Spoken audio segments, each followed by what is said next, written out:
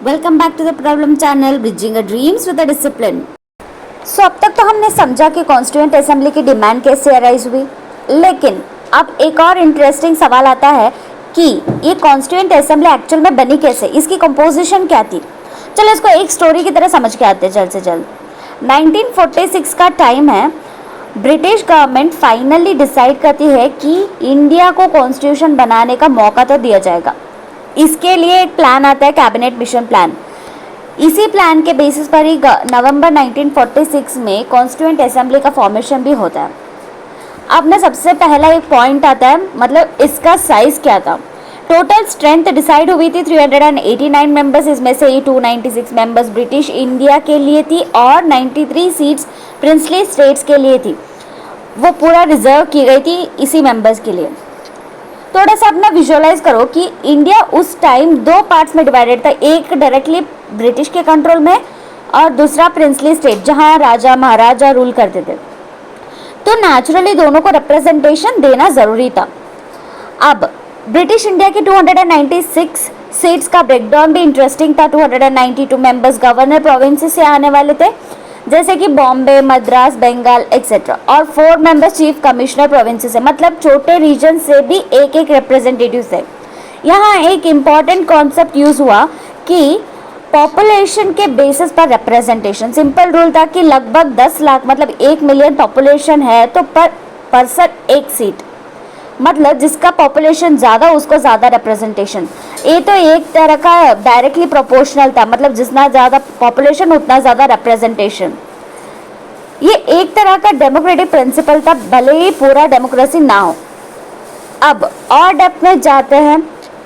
British provinces के seats को भी डायरेक्टली नहीं दिया गया, बल्कि उनके कम्युनिटीज़ के बेसिस पर डिवाइड किया गया। मुस्लिम, सिख्स, जनरल कैटेगरी, जो मुस्लिम्स और सिख्स के अलावा सब थे। ये डिवीजन भी उनकी पॉपुलेशन के प्रोपोर्शन के अकॉर्डिंग ही था। इसका बैकग्राउंड समझो कि उस टाइम कम्युनल टेंशन्स काफ़ी ज़्यादा थे और ब्रिटिश हमेशा divide and rule policy use करते थे। इसीलिए उन्होंने इंश्योर किया कि हर कम्युनिटी को सेपरेट रिप्रेजेंटेशन मिले।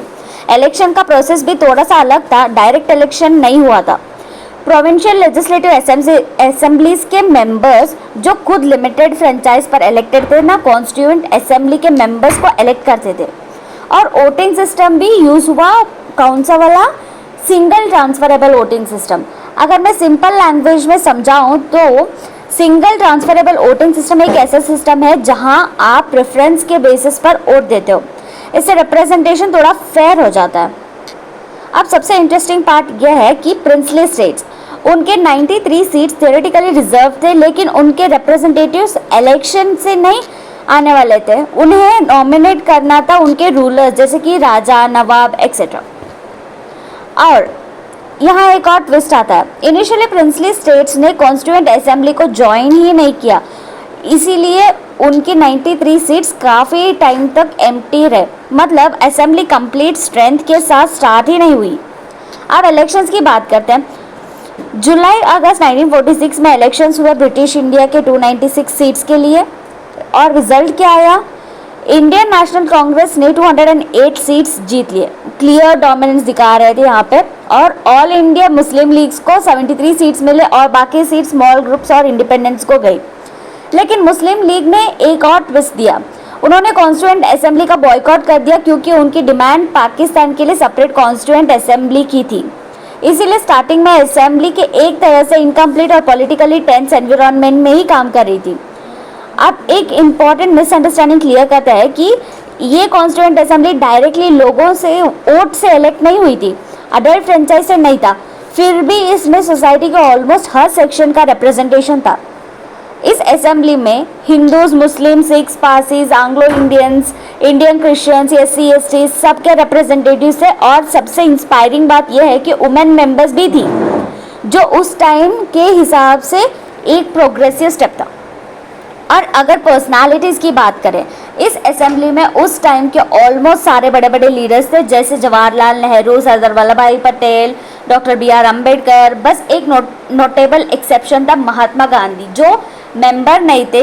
गांधी जी का मानना था कि उनका रोल ना बाहर रहकर गाइड करना ज़्यादा important rather than the formal membership रहना। अगर ओवरऑल देखा जाए तो कॉन्स्टिट्यूएंट असेंबली का एक परफेक्ट डेमोक्रेटिक बॉडी नहीं थी, क्योंकि डायरेक्ट इलेक्शन नहीं हुआ था, लेकिन फिर भी उस टाइम के सर्कमस्टेंसेस के हिसाब से ये एक हाईली रिप्रेजेंटेटिव और इंक्लूसिव बॉडी थी, जिसमें इंडिया के हर सेक्शन की आवाज़ शामिल थी।